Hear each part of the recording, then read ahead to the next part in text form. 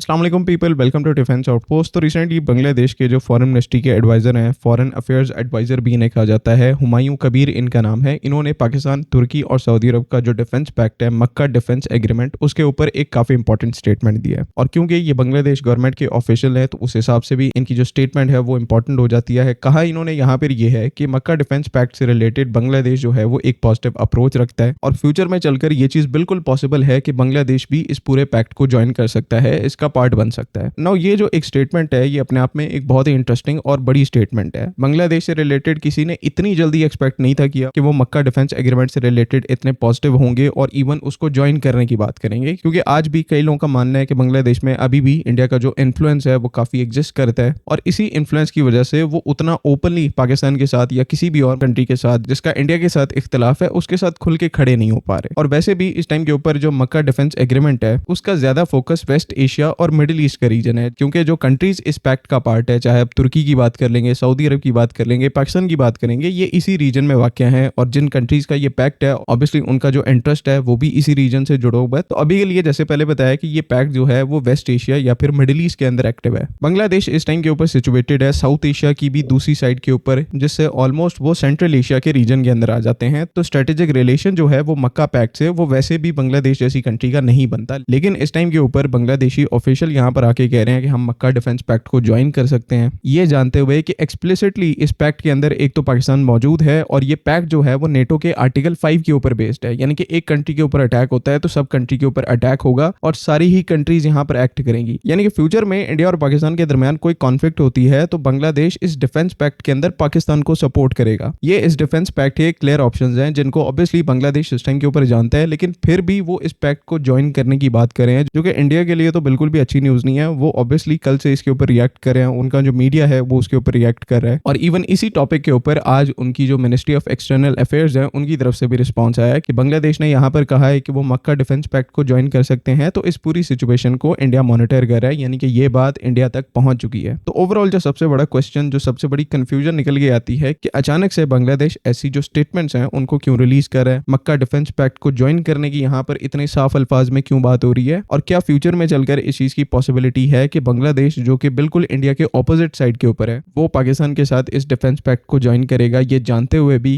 कि ये इनएविटेबल चीज है कि फ्यूचर में चलकर इंडिया पाकिस्तान की कॉन्फ्लिक्ट होगी और अगर ये डिफेंस पैक्ट साइन करते हैं तो लीगली ऑब्लिगेटेड होंगे पाकिस्तान को हेल्प आउट करने में, पाकिस्तान को सपोर्ट करने में। तो क्या ये चीज डुएबल है, क्या ये चीज पॉसिबल है बांग्लादेश के लिए डिप्लोमेटिकली, क्या ये इंडिया से लड़कर पाकिस्तान को सपोर्ट कर सकते हैं? तो इसमें दो सिचुएशन है, एक डिप्लोमेटिक सिचुएशन है और एक ऑन ग्राउंड सिचुएशन है। ऑन ग्राउंड सिचुएशन जो कि बांग्लादेशी यूथ है, बांग्लादेशी पब्लिक है, तो वो तो यहाँ पर प्रीटी मच मक्का डिफेंस एग्रीमेंट को ज्वाइन करने के फेवर में है और ये चीज सोशल मीडिया के ऊपर नजर आ रही होती है, लेकिन पॉलिसी क्योंकि इनकी स्टेट और इनकी गवर्नमेंट ने बनानी होती है, तो क्या ये फ्यूचर में चलकर ऐसा कुछ कर सकते हैं? तो इसके बारे में एक बड़ा इंटरेस्टिंग इसका बैकग्राउंड है। रिसेंटली क्या हो रहा है कि इंडिया की जो गवर्नमेंट है और इंडिया की जो इंटेलिजेंस एजेंसीज हैं उनकी तरफ से एक अपॉर्चुनिटी को ढूंढा जा रहा है कि शेख हसीना वाजिद, जिसको थोड़े ही टाइम पहले उसका तख्ता पलट करके बांग्लादेश से उसको निकाला गया था, उसको फेवरेबल टर्म्स के ऊपर बांग्लादेश वापस लाया जाए और एसेंशियली शेख हसीना की जो गवर्नमेंट है उसको रिस्टोर किया जाए, क्योंकि शेख हसीना जो है वो इंडिया की सपोर्टर है और इंडिया का उसको पावर में वापस लाना उनके लिए एक बहुत बड़ी डिप्लोमेटिक और स्ट्रेटेजिक विक्ट्री होगी। क्योंकि अभी की जो बांग्लादेश गवर्नमेंट है वो इंडिपेंडेंटली बिहेव कर रहे हैं, चाइना के साथ रिलेशंस को एस्टैब्लिश कर रहे हैं, पाकिस्तान के साथ रिलेशंस को एस्टैब्लिश किया जा रहा है, जो कि ये चीज इंडिया को बहुत बुरे तरीके से थ्रेटन कर रही है और बांग्लादेशी गवर्नमेंट को अब पता लग चुका है कि इंडिया दोबारा से चाहता है कि उनकी फेवरेबल गवर्नमेंट जो है बांग्लादेश के अंदर आए और अभी से उनकी जो इंटेलिजेंस एक्टिविटीज हैं बांग्लादेश के अंदर वो स्टार्ट हो चुकी हैं। तो ऑब्वियसली बात है, जब ये सारी चीजें होंगी तो बांग्लादेश की जो गवर्नमेंट है उनको अपने ऊपर एक प्रेशर फील हो रहा है और यहाँ पर एक काउंटर बैलेंस की जरूरत है और वो जो काउंटर बैलेंस है इंडिया की एक्टिविटीज को लिमिट करने के लिए वो ये रिसेंट स्टेटमेंट है कि बांग्लादेश अगर चाहेगा तो वो मक्का डिफेंस एग्रीमेंट को साइन कर लेंगे। ये अभी एक डिप्लोमेटिक स्टेटमेंट है, ऑब्वियसली ऑन ग्राउंड अभी ऐसी सिचुएशन नहीं है, लेकिन इस स्टेटमेंट का यूज करते हुए बांग्लादेश की जो गवर्नमेंट है वो अपने ऊपर प्रेशर जो है वो थोड़ा सा ईज ऑफ करना चाहती है, उनके ऊपर से एक दबाव हट सके जो कि इंडिया से आ रहा है कि वो शेख हसीना की जो गवर्नमेंट है उसको वापस ला सकते हैं। और बांग्लादेश का यहाँ पर रिप्लाई ये है कि अगर इंडिया ऐसा कुछ करने की कोशिश करता है तो अभी के लिए तो मक्का डिफेंस पैक्ट को ज्वाइन करने की बांग्लादेश की सिर्फ स्टेटमेंट है। अगर चीजें मटीरियलाइज होती हैं, इंडिया बांग्लादेश को डिस्टेबलाइज करने की कोशिश करता है, तो ऑफिशियली यहाँ पर बांग्लादेश मक्का डिफेंस एग्रीमेंट को ज्वाइन करने की तरफ आगे बढ़ सकता है। और इन केस ये एग्रीमेंट साइन हो जाता है, बांग्लादेश मक्का डिफेंस एग्रीमेंट का पार्ट बन जाता है, तो बांग्लादेश की नेशनल सिक्योरिटी को कोई थ्रेट होगा, बांग्लादेश के सर्वाइवल सर्वाइवल को कोई थ्रेट होगा तो पाकिस्तान, तुर्की, सऊदी अरब समेत जो भी कंट्री उस टाइम के ऊपर मक्का डिफेंस एग्रीमेंट का पार्ट होगी, बांग्लादेश को सपोर्ट करेंगे। और साइकोलॉजिकली भी इससे इंडिया के ऊपर बहुत इंपैक्ट पड़ेगा कि अगर वो एक भी गलत मूव करते हैं, बांग्लादेश में एंटर करने की कोशिश करते हैं, तो यहाँ पर सिर्फ बांग्लादेश नहीं खड़ा, बांग्लादेश जिस पैक्ट का पार्ट होगा अगर फ्यूचर में चलकर वो बनते हैं तो उस पैक्ट के अंडर सारी कंट्रीज जो हैं वो इंडिया के अगेंस्ट में खड़ी होंगी। ये एक पॉसिबल सिनेरियो है जिसको बांग्लादेश की जो गवर्नमेंट है वो इस टाइम के ऊपर इमेजिन करके ऐसे स्टेटमेंट्स दे रहे हैं कि वो बहुत पॉजिटिव है मक्का डिफेंस पैक्ट को लेकर, और फ्यूचर में इस चीज की पॉसिबिलिटी भी है कि बांग्लादेश भी इस पैक्ट को ज्वाइन कर सकता है। ये स्टेटमेंट्स जो हैं वो डायरेक्टली इंडियन गवर्नमेंट के लिए, इंडियन स्टेट के लिए हैं कि ये जो अंदर ही अंदर एक टसल चल रही है शेख हसीना वाजिद को वापस लाने की, इसको खत्म कर दिया जाए। बाकी क्योंकि अभी के लिए बांग्लादेश की तरफ से ये जो स्टेटमेंट आया मक्का डिफेंस पैक्ट को लेकर, ये अभी क्योंकि एक पॉलिटिकल या फिर डिप्लोमेटिक स्टेटमेंट है, तो इसके आगे हम इसके जो मिलिट्री इंपैक्ट है उसके ऊपर नहीं जा सकते। बांग्लादेश मिलिट्री कैपेबिलिटीज क्या है, किस तरह से वो इस डिफेंस पैक्ट का पार्ट बन सकते हैं, उनके अंडर इनकी क्या रिस्पॉन्सिबिलिटीज होंगी, तो ये अभी आगे की बात है। इसको अभी के लिए करना ठीक नहीं होगा क्योंकि अभी चीजें डिप्लोमेटिक स्टेज के ऊपर है, अभी सिर्फ पॉस्चरिंग की जा रही है दूसरी साइड से। तो बैकग्राउंड में ये सारी सिचुएशन है बांग्लादेश का मक्का डिफेंस पैक्ट से रिलेटेड, पाकिस्तान से रिलेटेड जो कॉपरेशन है उसको इंक्रीज करने की बात करना। असल स्टोरी जो है वो इसके बिहाइंड में ये है जो कि हमने पहले एक्सप्लेन की कि किस तरह से इंडिया चाहता है शेख हसीना वाजिद को वापस लाना, और बांग्लादेशी गवर्नमेंट की तरफ से इस टाइम के ऊपर साइकोलॉजिकली उसके अगेंस्ट में कोई स्ट्रेटेजी बनाई जा रही है। ऑब्वियसली जब इंप्लीमेंटेशन की बात आएगी, बांग्लादेश को अगर इस मक्का डिफेंस पैक्ट में शामिल करना होगा तो इस पैक्ट के अंडर जो कंट्रीज हैं जिस तरह से पाकिस्तान है, तुर्की है, सऊदी अरब है, वो भी चीज़ों को एवेल्युएट करेंगे, स्ट्रेटेजिक सिचुएशन को एवेल्युएट करेंगे कि क्या बांग्लादेश का आना इस पैक्ट के अंदर सही भी है या नहीं है। तो ये सारी जो इवेल्युएशन है उसको भी टाइम आने पर किया जाएगा, लेकिन अभी के लिए क्योंकि चीज़ें डिप्लोमेटिकली हैं तो इससे आगे बात करना वैसे भी ठीक नहीं होगा। बाकी आई होप कि तमाम चीज़ें क्लियर हैं। आपका कोई ओपिनियन है तो काइंडली उसको कमेंट्स में ज़रूर लिखें।